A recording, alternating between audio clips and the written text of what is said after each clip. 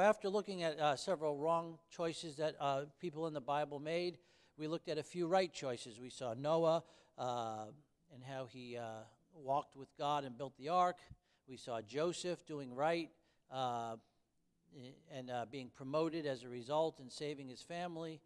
We saw Judah being surety for Benjamin, and as a result, he became the head tribe through which the kingly tribe would come and the Messiah would come. And then we saw Amram and Jochebed and Miriam watching and saving Moses.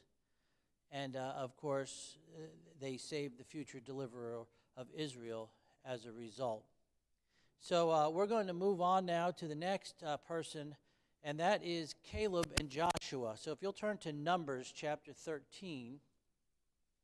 Numbers chapter 13. We'll look at these two men. Now in Numbers chapter 13, we looked at this before because we looked at the negative things that happened when the people voted not to go into the land and what the consequences were there earlier on in this lesson on choices. And we saw that of the 12 men that went in, 10 of them persuaded the people that they couldn't get into the land after they had spied out the land, that there were giants there. They started to lie about the land, saying it was a land that eateth up the inhabitants thereof. And they scared the people into complaining and basically saying, no, we can't do this. Moses, you brought us into this land, and we're not going to be able to go there. We're going to die by the hand of these people, and so forth, and they voted not to go in. But in the midst of that, you have these two men by the name of Caleb and Joshua.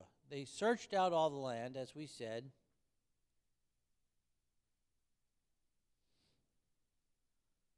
And let me see.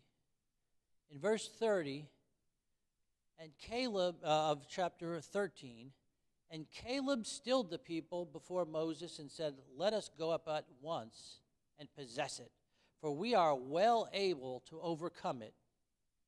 And then, of course, the other man brought up the evil report and persuaded the people not to believe what Caleb said. So in the next chapter 14, we find the people weeping and complaining and wanting to throw Moses out. And in verse 6, it says, "And Joshua the son of Nun and Caleb the son of Jephunneh, which were of them that searched the land, rent their clothes, and they spake unto all the company of the children of Israel, saying, The land which we passed through to search it is an exceeding good land. If the Lord delight in us, then he will bring us into this land, and give it us, a land which floweth with milk and honey. Only rebel not ye against the Lord, neither fear ye the people of the land, for they are bread for us. Their defense is departed from them. And the Lord is with us, fear them not." But all the congregation bade stone them with stones. And the glory of the Lord appeared in the tabernacle of the congregation before all the children of Israel. Now, these two men, first of all, they believed God. God said they were going to give them the land. So they didn't have the fear of the inhabitants of the people of that land because they believed God. They weren't worried about the giants. They said, we're well able to overcome them because God is with us. And their defense is departed from them. When God says he's going to do something, you have no defense against it. God's going to do it. And they believed that. See, they were acting in faith. They believed God. They stood up against the crowd. It was 10 against 2 out of the men who searched the land, but that didn't matter. When all the rest of the congregation stood up against them, they even were going to stone them with stones. They weren't going to change their mind. They stood for what was right. Now, what was the result of this? Well, as you know, the 10 other spies died of a plague right there in front of everybody. But not Joshua and Caleb. all the people that voted, if we want to use that term, voted not to go into the land, that murmured and complained and said, we can't do it, God said, none of you from 20 years old and upward are going to be allowed to go into that land except for two people he mentions, Joshua and Caleb. Now, not only that, Joshua was chosen to lead the people after Moses and to bring them into the land. Caleb was told that the place on which his feet trod would be his inheritance. And he took Hebron, he conquered it, he beat the giants that everybody else was afraid of, him and the people that were with him. They took the city, renamed it to Hebron, and what I love about Caleb is that after he inherited all that land, he took that city and he gave it back to God. And that became the chief city of refuge in that area. It became the city of inheritance for the priests to live in, and he gave it to God. That's the kind of man Caleb was. And so those were the consequences, the results of them doing what was right in spite of what everybody else thought, what everybody else was doing. Then we have, in Numbers chapter 25, another interesting situation.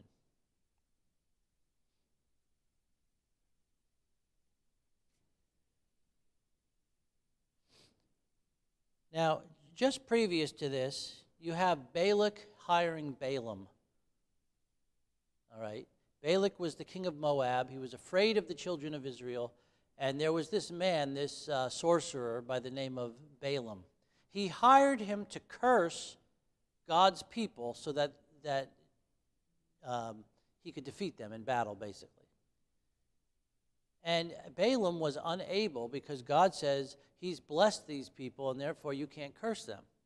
Balaam tried over and over again to somehow curse those people because he wanted the money and the prestige and everything else. And even when God spoke to him, even through an ass, a donkey that was able to actually speak to him, it didn't change his mind. He was greedy. He wanted that gain. He wanted that prestige. He wanted to be promoted by this king. And he did everything in his power, even when God kept telling him to say one thing and he had to say it. He finally, in the end, didn't seek for enchantments. He was just going to make the curse on his own. And God, the Spirit of God actually took over and made him speak even more blessings for Israel. So after Balaam rose and went back to his place, and Balak was furious with him and said, you can't be promoted. Something else happened, and we find out later that what happens in this chapter was actually the counsel of Balaam.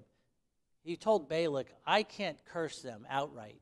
He says, but I think I know a way that these people could bring upon them the judgment of God. And this is what happened. It says in chapter 25, verse 1, and Israel abode in Shittim and the people began to commit whoredom with the daughters of Moab. And they called the people unto the sacrifices of their gods, and the people did eat and bowed down to their gods. So Baal Peor, which we find out is the name of this place, what God calls this place now. What happens here is with the counsel of Balaam, Balak begins to use the women of his country to lure the men through lust and bring them into some sort of a relationship where these men began to not only commit whoredom with the women, but now they began to go and worship the gods of Moab. And what happens is God begins to plague the people. In verse 4 it says, and the Lord said unto Moses, take all the heads of the people and hang them up before the Lord against the sun, that the fierce anger of the Lord may be turned away from Israel. And Moses said unto the judges of Israel, slay ye every one his man that were joined unto Baal Peor. So all of the officers of the different tribes were commissioned that if anybody from your tribe has joined themselves to this situation, that you are to put them to death. Okay? And in verse 6 it says, "And behold, one of the children of Israel came and brought unto his brethren a Midianitish woman, in the sight of Moses, and in the sight of all the congregation of the children of Israel, who were weeping before the door of the tabernacle of the congregation." Apparently, and we find out later, that this particular man was a head of the tribe of Judah. Now, Judah was parked or encamped right in front of the tabernacle door. This man was in the front, and so that all these people weeping saw this man bring this heathen woman into his tent while all this was going on. People were being slain, and God's wrath was being coming down on the children of Israel. And in verse 7, "And when Phinehas, the son of Eleazar, the son of Aaron the priest, saw it, he rose up from among the congregation and took a javelin in his hand, and he went after the man of Israel into the tent and thrust both of them through, the man and the woman, through her belly, so the plague was stayed from the children of Israel. And those that died in the plague were 24,000. Now, normally, if a man takes a javelin, runs into somebody's tent, and kills two people, you would think he's a wicked murderer, right? But not in this case, because that's what God said to do. He said, if somebody, and notice, this was a leader of the tribe of Judah. The other leaders of the tribe of Judah were doing nothing about it. And so this son of Aaron, Eleazar, Phinehas, took that javelin and he executed the judgment of God that needed to happen right then and there. Okay? Notice verse 10. "And the Lord spake unto Moses, saying, Phinehas, the son of Eleazar, the son of Aaron, the priest, hath turned my wrath away from the children of Israel, while he was zealous for my sake among them, that I consumed not the children of Israel in my jealousy. Wherefore say, Behold, I give unto him my covenant of peace, and he shall have it, and his seed after him, even the covenant of an everlasting priesthood, because he was zealous for his God, and made an atonement for the children of Israel." Not only did he stop the plague that was going on and turn away God's wrath from the children of Israel, he was promised that he would be in the line of the high priest and that his seed would remain in that line. Just like David was promised to be king, and his seed would remain in that line. And so those were the consequences of that action that he took. He did what was right. Some people may have thought what he did was wrong, but he did what was right, and as a result, those were the consequences. He rescued the people from the plague that was going on, and he gained to himself the honor that God bestowed upon him by giving him that everlasting covenant of a priesthood. Then I want to go to Judges now, chapter 6.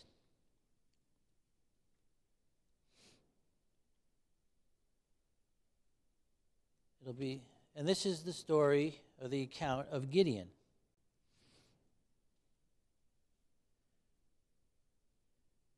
Now at this time, the people of Midian were the people who were oppressing Israel. So the people were crying out unto the Lord, and God sent a prophet, someone unto them to tell them, in verse 10, "I said unto you, I am the Lord your God, fear not the God of the Amorites, in whose land ye dwell, but ye have not obeyed my voice."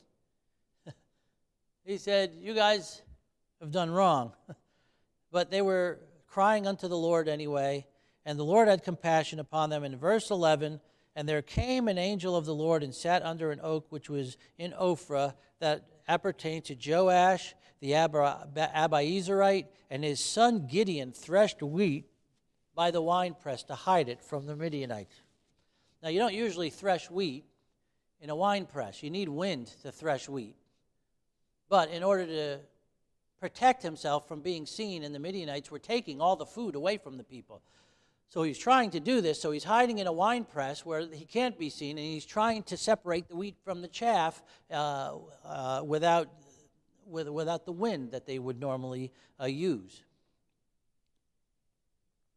And the angel of the Lord appeared unto him and said unto him, The Lord is with thee, thou mighty man of valor. And Gideon said unto him, O my Lord, if the Lord be with us, why then is all this befallen us? Notice, God said the Lord was with him. He asked why if the Lord was with us. God wasn't with all the people because they had rebelled against him. They had sinned against him. God said, I'm going to be with you. And I'm going to use you to deliver these people. All right? And he goes on from there, and he tells him that he's going to use him to deliver the people. And he makes a sacrifice and all that. I just want to get down. All right. In verse 25, the angel tells him, And it came to pass the same night that the Lord said unto him, Take thy father's young bullock, and the second bullock of 7 years old, and throw down the altar of Baal that thy father hath, cut down the grove that is by it, and build an altar unto the Lord thy God upon the top of this rock in the ordered place, and take the second bullock, and offer a burnt sacrifice with the wood of the grove which thou shalt cut down. Then Gideon took 10 men of his servants, and did as the Lord had said unto him. And so it was, because he feared his father's household and the men of the city, that he could not do it by day, that he did it by night. And then, of course, in the morning, they figured out who it was anyway. Now, he obeyed God. He was a little fearful, and so he did it at a time when he could do it, when nobody was watching, but he still obeyed God. He did what he was told, and God protected him. He moved in the heart of his father, who built the altar in the first place in the grove, and he said, Those of you who want to stand for Baal instead of Jehovah against my son, let you be put to death. So apparently, when this happened, his father's heart was changed somewhat. After this, we all know the story, God tells him to get together an army. So he calls together this army of as many people as he can get together. He obeys God. Then God says the people are too many. And he tells them, I want you to get up and make a pronouncement that anybody who is afraid, let them go home. And he gets up and he does what God says. And I think about a third or two-thirds of the people leave. I don't have all the numbers in my head right now. It doesn't matter. But a bunch of people leave. And God says, there's still too many people. So now I want you to take the people that are left. I want you to bring them down to the river and tell them all to drink. And the ones who stick their face in the water and drink like that way, I want you to put on one side. And the people who kneel down and put the water in their hand and lap, like a dog in their hand, I want you to put them over here. And 300 men were set aside here against the rest of the army. And God says, I want you to send all those other people home, and I just want you to keep the 300. And what did he do? He did what God said. He obeyed God. Then he was still a little nervous because now he's 300 against this army of as grasshoppers all over the ground, as the Bible describes them. And he's a little nervous. So God says, you need a little encouragement? I want you to go down to the camp, and you're going to hear something that I want you to hear. And so he again takes his servant, obeys God, goes down, and he hears this man telling a dream that basically says that Gideon is going to come, and he's going to smite the Midianites. So it encourages his heart. Then God gives him the battle plan. He says, separate yourself into 3 groups. All I want you to do is take a pitcher in one hand, a torch in another hand. I want you to light the torch, but cover it with the pitcher. And then, when everybody's in place, I want everybody at once to break all those pitchers. I want you to hold up the torches, and I just want you to shout, the sword of the Lord and of Gideon. And just shout, shout, shout, shout. And that's what they did. And it struck such fear into the hearts of the Midianites when he obeyed God that they ended up mostly slaying each other because they were so discomfited by what had happened that they just went around and started killing each other. And then the 300 men went in and started killing. And then all the other people, when they heard what was going on, they joined in the battle and they defeated the Midianites. Why? Because one man obeyed God. His faith wasn't perfect. He questioned God a little bit along the way. But when God told him to do something, he did it anyway. He said, well, God, I don't get it all, but if you say it, I'm going to do it. And as a result, they had this great victory over the Midianites. Then go forward to the book of Ruth.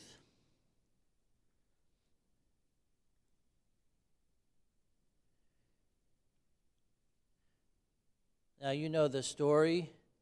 This man, Elimelech, with his wife Naomi and his 2 sons, because there's a famine in the land, because God had sent judgment, because they were doing wrong, they decided to go over to the land of Moab. And they did. And the man took for his 2 sons, 2 wives, one each, Ruth and Orpah. And then Elimelech died, and his 2 sons died, leaving Naomi and her 2 daughter-in-laws, all widows. Naomi tells the 2 daughters, I'm going back home. I heard there's some bread there. You guys just go back to your father's house. I annul you of your, or dismiss you of any responsibility you have for me as daughters-in-law. Just go home and have good lives. You've been good to me, and I don't want you to live the rest of your life in widowhood. Go back, and your God will find you. Your people will find you another husband, and you can have a happy life. And that's exactly what Orpah did, but not what Ruth did. In verse 16 of chapter 1, and Ruth said, entreat me not to leave thee, or return from following after thee, for whither thou goest I will go, and where thou lodgest I will lodge. Thy people shall be my people, and thy God my God. Where thou diest will I die, there will I be buried. The Lord do so to me, and more also, if aught but death part thee and me. And when she saw that she was steadfastly minded to go with her, then she left, speaking unto her. Think about what she did. First of all, she left her whole old life behind. She left her family, everything she knew behind. She renounced her false gods, and she said, I'm going to worship your God now. She took seriously the fact that her mother-in-law was now her responsibility, and she would not shirk that responsibility. You know, a lot of people do that. They shirk their responsibility. They try to get somebody else to take. I know there are situations where you're physically unable to take care of maybe your parents or something like that, and you need outside help to do so. I'm not condemning anybody who needs that. But people who just don't want to be bothered with that and just ship off their parents somewhere to a nursing home or whatever, and don't even try to be part of that process anymore, there's something wrong with that. There is a responsibility children have to their parents, and they should take that seriously. And I know many people who have gone out of the way and really sacrificed quite a bit to take care of their parents as they've aged, and grandparents and other people as well in the family that have needed it. Well, as time went on, Naomi, they came back, they went back to their land, but they couldn't take care of it, just the 2 of them. And so, because they were widows, the law had this provision that you could go out and glean in other people's fields. You were allowed to do that. And so she told her mother-in-law, it's my responsibility to take care of you, so I'm going to go out and find a place where I can go and glean according to your law and bring back food so that we can live. And she did so. And God, in his providence, moved her to go to Boaz's field. This is all the providence of God. But why? Because she was obeying and doing right all along. The providence of God was able to take her and move her to the right place. Boaz took notice of her, and told her, don't go into anybody else's field. And she obeyed. She found out that through her mother-in-law that this was a near kinsman and that she should definitely do what he told her and go. And then when the harvest season was over and they were into the barley season finally, her mother-in-law says, I want you to go there and I want you to present yourself to him and say, I want you to perform the right of the next of kin upon me. And she did it. She did exactly what she was told to do. And as a result, Boaz said, I'll do it, but I have to deal with this other guy who's actually before me in line to do this. So he went and he took care of it. And as a result of her obeying God, doing what was right, making all these right choices all along the way, we find that she was able to be married to Boaz. She was able to save the family line of her father-in-law. And she was in the line of Christ because she was obedient and she made right choices. Something for us to think about when these choices come up. Then turn over to 1 Samuel chapter 1. 1 Samuel chapter 1. We have the story of Hannah and Alkana. Now, obviously, Alkana had 2 wives. I have a feeling that Hannah was his first wife, and when she was barren and couldn't have children, he took a second wife, because in the Jewish culture, especially back then, you had to have children to maintain the family line, the inheritance and so forth. And so this is what happened. And of course, you know that there was a problem in the marriage. He really loved Hannah, but Peninnah had the children, and Peninnah was making fun of and being an adversary to Hannah because she had the children and Hannah didn't. And you know the story. She made a vow. She went into the tabernacle area, and she prayed to God that God would give her a son. And she promised that if God gave her a son, she would give him back to the Lord. She made that vow. As you know, she dedicated Samuel. But what about Elimelech? Well, if you go back into the law, you find out that if a wife makes a vow, when the husband hears of it, he is allowed to disallow her vow. And she's off the hook. So if Elimelech heard what she said, which he did, and said, you know what, if you have a son, I don't want to dedicate him to God. I want to keep him home. This is going to be our son. He could have done that. And she would have been off the hook with God. God would not have held that against her because her husband made that decision for her. But you know what? Elimelech didn't do that. When she had the child, Samuel, what did he do? She said, I'm not going to go back up and worship with you until this child is weaned and I can present him to the Lord. And what did he say to her? Whatever seemeth right unto you do. In other words, he backed her up 100%. This is why it's so important that husbands and wife be of one mind. And when we're not, we need to be able to become of one mind somehow. They were of one accord in this thing. She made the vow, he found out about it, and he agreed to it. And so now that he agreed to it, he heard it and he agreed to it, now they were both responsible to God to follow through on that vow. Well, what was the end result?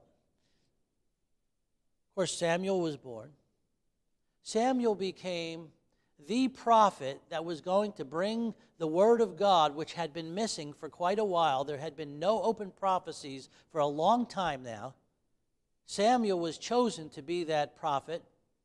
Not only that, he was chosen to be the last judge of Israel. He anointed King Saul. He anointed King David. And if you read in the book of Kings and Chronicles, when they were setting up the temple worship, it mentions the fact that it was Samuel who set up the order for the Levites. Now, what do I mean by that? What was the job of the Levites from the time that they were established in Exodus until this time. What was their only job that they were given? To serve the tabernacle. To carry the tabernacle, to break it down, to put it up, to take care of the tabernacle. Well, God was someday going to do away with that tabernacle, and he was going to build a temple. You can't carry a temple around. And so through Samuel, God used Samuel to say, what are these different families of the Levites going to do in the temple? Some of them were made singers. Some of them were made porters. Some of them were made to do other things. All that came through Samuel.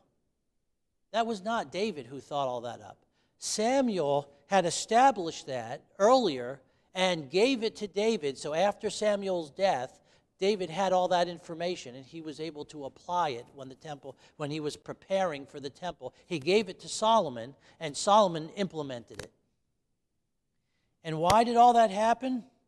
In one sense, it was the consequences of Hannah and Elimelech making a vow to God and keeping it.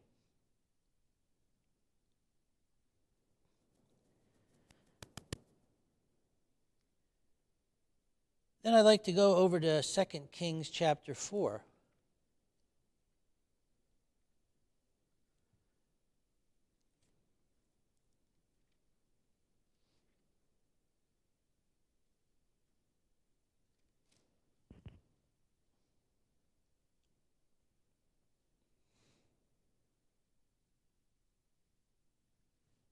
Verse 8, and it fell on a day that Elisha passed to Shunem,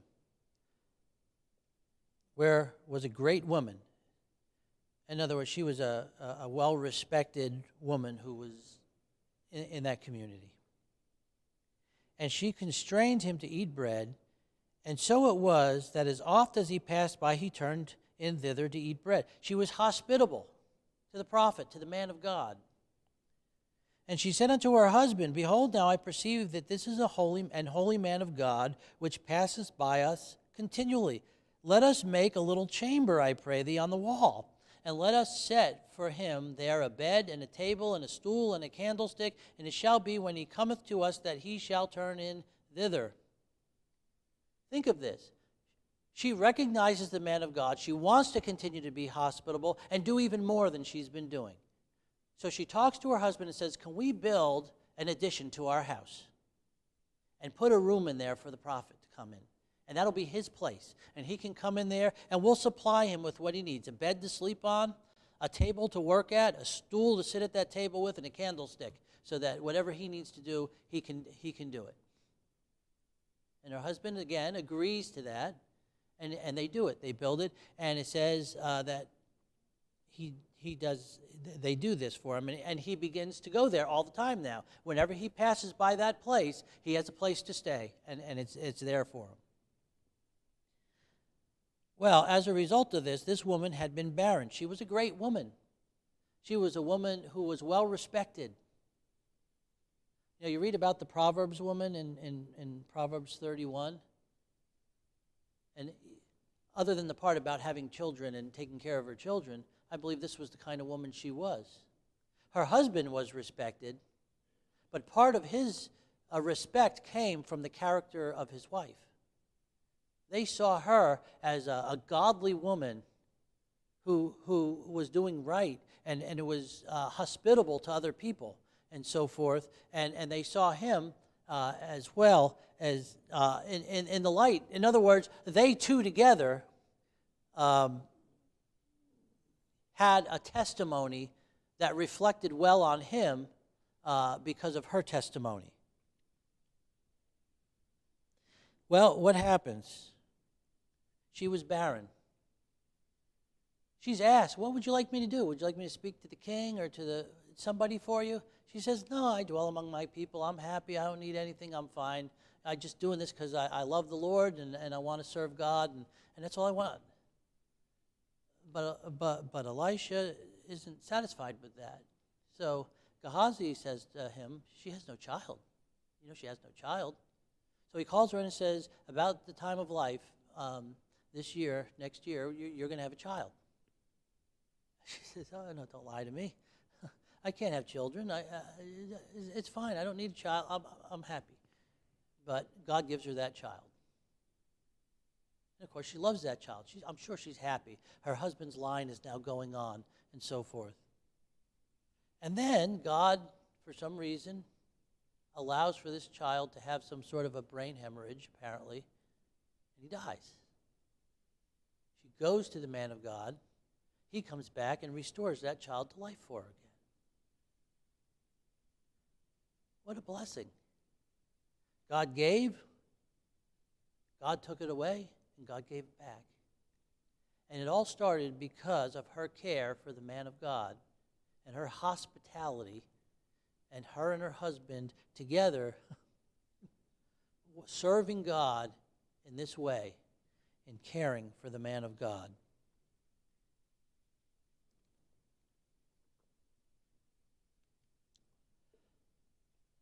Then there's the case of Nehemiah.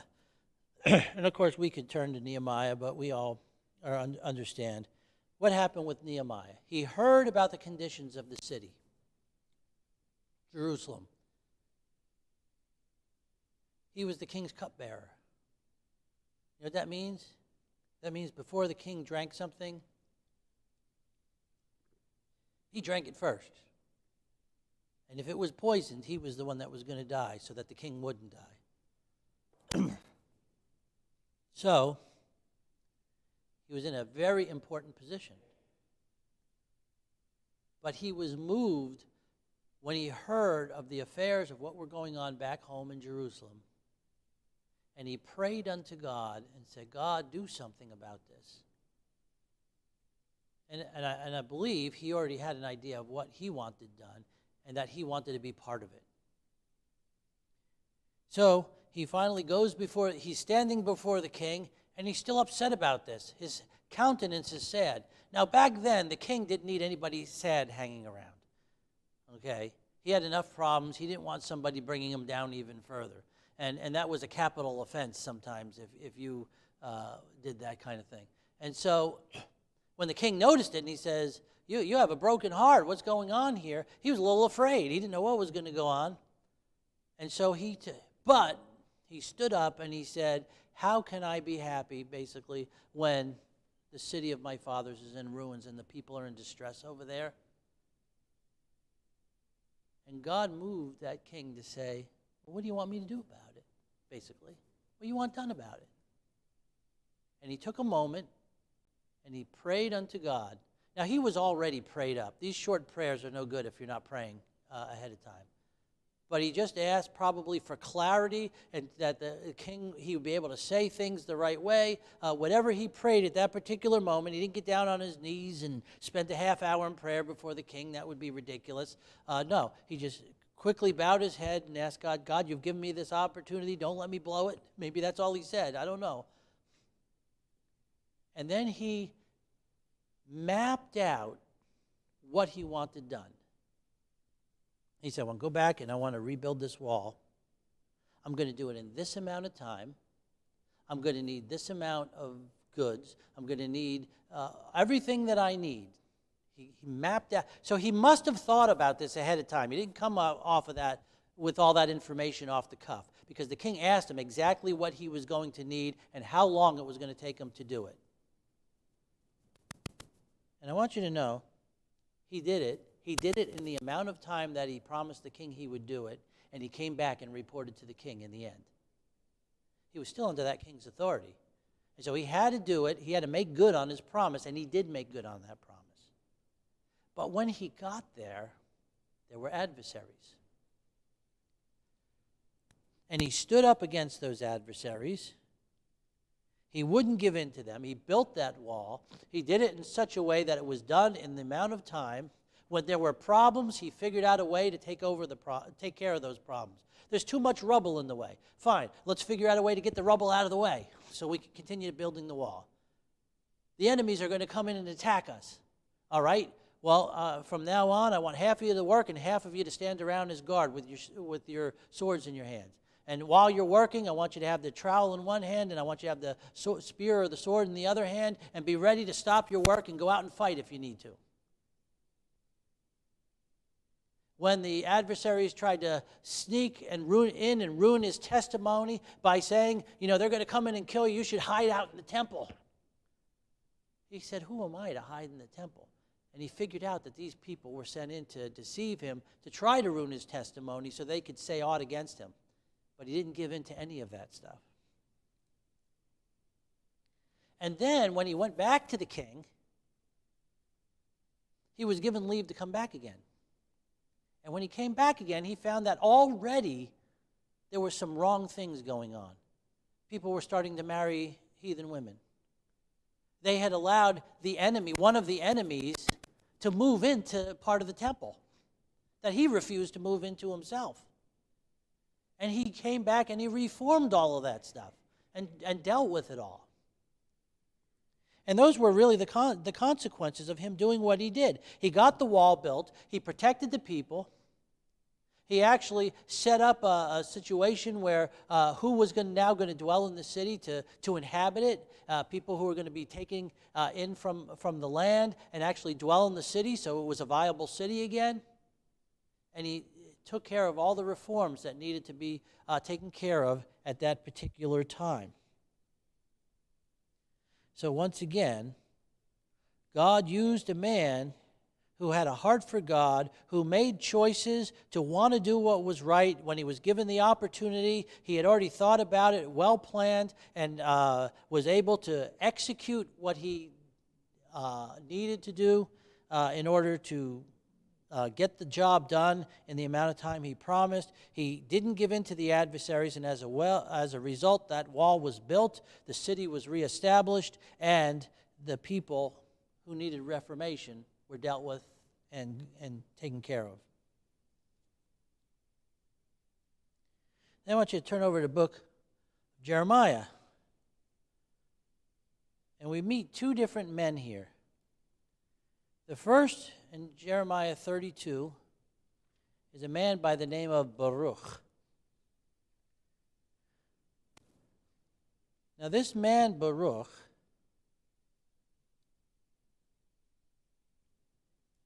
in verse 16, verse 13, let me see, go back a little bit more. God has given God tells Jeremiah to call his uncle and to buy a piece of land off of him.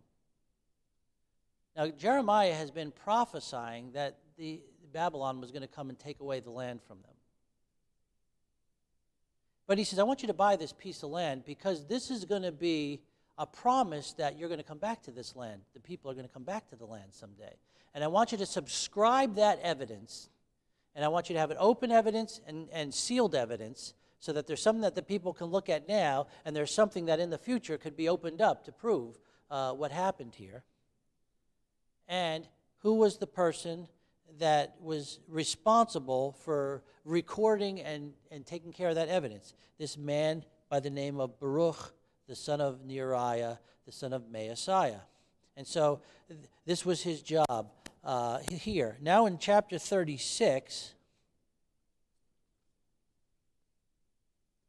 we find the situation where Jeremiah can't go out in public. So he has Baruch write down all of the prophecies that he had up until this time pronounced against the people. God has him do that. And then he says, Baruch, I'm shut up. I can't go out. So I want you to go out and read this to the people. Now, Jeremiah was already on the hit list of all the leaders, most of the leaders, especially the king. All right. But he was to take these prophecies of Jeremiah and read them at the gate of the temple so that the people could hear him speaking these things. And he does it. He just does what God told him, what Jeremiah told him to do, which God instructed Jeremiah to do. He goes there. Some of the princes, some of the lower scale princes, hear him and they're convicted. And so they take him aside. They hear what he has to say. And recognizing that this is not going to go over well with the king, they decide to protect Baruch. So they take it from him And they tell him, I want you and Jeremiah to go hide somewhere because we're going to present this to the king and we don't know what's going to happen. And so he does. He obeys what he's told.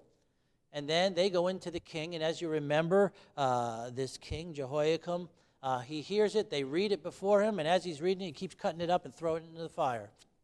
That's what he thought of the word of God and the judgment that was coming. But he was helping Jeremiah. Now, as a result, in chapter, 45,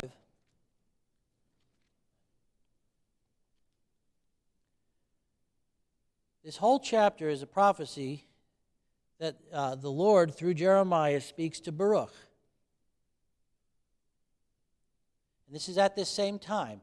When notice it says in verse 1, the words that Jeremiah the prophet spake unto Baruch, the son of Nehemiah, when he had written these words in a book at the mouth of Jeremiah in the 4th year of Jehoiakim, the son of Josiah, king of Judah, saying, Thus saith the Lord, O God, the God of Israel, unto thee, O Baruch, thou didst say, Woe is me now, for the Lord hath added grief to my sorrow. I fainted in my sighing, I find no rest. Thus shalt thou say unto him, The Lord saith thus, Behold, that which I have built will I break down, that which I have planted I will pluck up, even this whole land. And seekest thou great things for thyself? Seek them not. For behold, I will bring evil upon all flesh, saith the Lord, but thy life will I give unto thee for a prey in all places whither thou goest. God promised him, when the judgment of Babylon finally comes, I will protect you. And you will not be taken captive. You will be safe. No matter what happens to anybody else around you, you will be safe. That was God's promise to him. And of course, God made good on that promise. Then there's another man by the name of Ebed-Melech. And if you go to chapter 38, you find that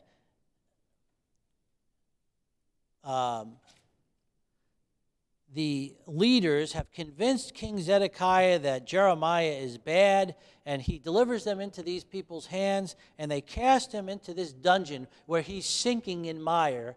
They're not going to give him any food. He's basically going to die down there. This man, in verse 7, now when Ebed-Melech the Ethiopian, one of the eunuchs which was in the king's house, heard that they had put Jeremiah in the dungeon, the king, then sitting in the gate of Benjamin, Ebed-Melech went forth out of the king's house and spake to the king, saying, My lord the king, these men have done evil in all that they have done to Jeremiah the prophet, whom they have cast into the dungeon. And he is like to die for hunger in the place where he is, for there is no more bread in the city. Then the king commanded Ebed-Melech the Ethiopian, saying, Take from hence 30 men with thee, and take up Jeremiah the prophet out of the dungeon before he die.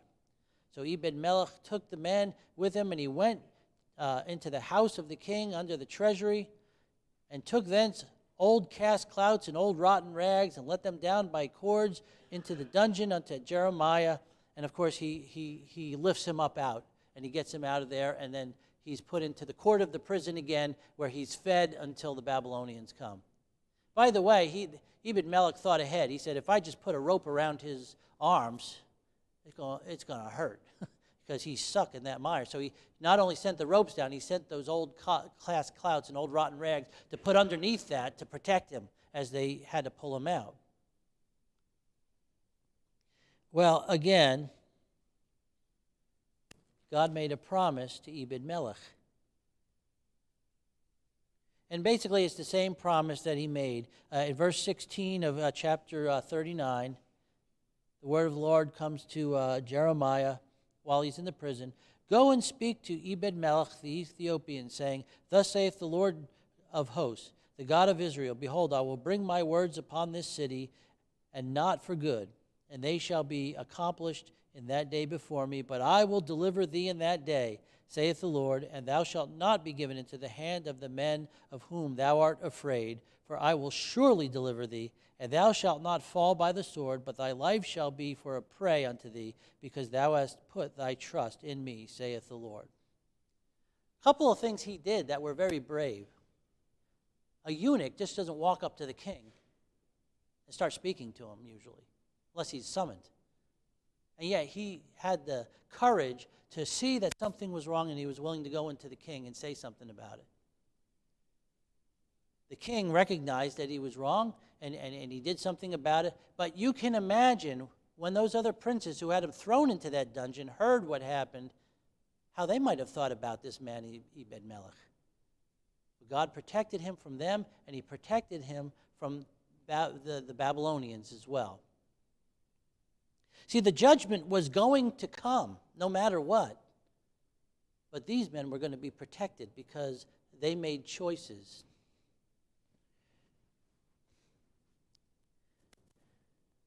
I'm just going to mention these last two. Joseph, in the book of Matthew, in spite of the fact that he found out his wife, his espoused wife, was with child, when the angel of the Lord told him to, he took her anyway. He trusted what God said.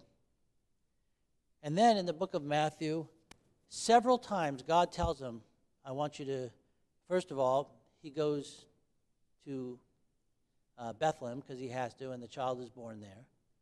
God tells him, okay, I want you to flee to Egypt. And he flees to Egypt.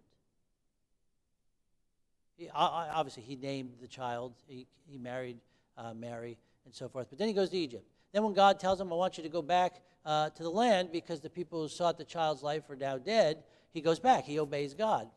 And then when he tells God, the man who wanted to kill this child, his son is now reigning, God says, well, then I want you to go up to Nazareth instead, where you came from originally. And he went back up to Nazareth. He just obeyed God every step of the way. Now think about what happened. The Lord Jesus was born, and he was born in the right place. God chose Joseph mainly for a lot of reasons, for his character, because a lot of reasons, but he chose Joseph because he was the house and lineage of David, knowing that he was going to move him through the edict of the Caesar to have to go back to Bethlehem at the right time for Jesus to be born in the place where God said he would be born. He protected the child, as we said, by moving to Egypt and taking care of him, and he was given the privilege to raise the Son of God in his earthly life. I mean, think of that. And then the last person I wanted to mention was Paul. And of course, Paul obeyed God. We went through the book of Acts not that long ago, but you know what happened when God finally got a hold of him. He just obeyed God. Was he perfect? No. Did he sometimes disobey God in certain areas? Yes. Did he make decisions that caused him to end up being arrested, to protect him from making a sacrifice? Yeah, all that. But the tenor of his life was he wanted to obey God and serve God with the same or more zeal that he had against God and this new Christian movement before he got saved. That was the tenor of his life. He obeyed God and he obeyed God's call. He went out when he was chosen to go out and be a missionary. He did it. He stood up against all sorts of adversaries. He was not dissuaded from doing what he was supposed to do. And what was the result? Lots of people were saved. A good portion of the Bible was written, the New Testament was written by Paul. All the instructions we have on how a church is to be run, all those different things, came through the Apostle Paul, just about all of them. Churches were established, people were trained to go out and so forth. All because Paul obeyed God's call and God's direction in his life. You see, in conclusion here, the choices we make affect others as well as ourselves. When we make wrong choices, first of all, wrong choices bring us out of God's will and into some sort of judgment or chastisement. Right choices will bring blessing and fruit. So how do we make these right decisions in the will of God? First of all, when we're making a decision, is that decision in accordance with what the Word of God says is right and wrong? That's first and foremost. Secondly, are you being led by the Spirit of God, or is it your own will? Remember, when Paul wanted to go to Jerusalem, he said he was compelled in his spirit to go. He thought it was the will of God for him to go. Even though everywhere he went, prophets were telling him in the Holy Ghost not to go, he was convinced he was right, and he went anyway. Okay? So we need to make sure it's truly the Spirit of God leading us and not our own will. Thirdly, you need to seek godly counsel sometimes. That's why you have pastors and elders in a church, so you can seek that godly counsel and other wise people who are mature in the faith that can help you. And then the last thing, the circumstances. But be very careful about circumstances. That's why it's last on the list, okay? Because if the circumstances may be such that it seems like a door is closing when actually God's just testing you. Sometimes Satan can open a door for you, and it's not a door God wants you to go through. And so the circumstance, now sometimes God will close a door, and he'll just make it impossible for you to do this thing. And then you just have to be willing to say, well, God, I must have been wrong. Or you were just leading me up to this point to test me, and now it's time for me to do something else, whatever it is. But those are the four things. If you want to be able to make right decisions, make sure it's according to the Word of God, it's led by the Spirit of God and not your own will, that you're seeking godly counsel as needed, and that you're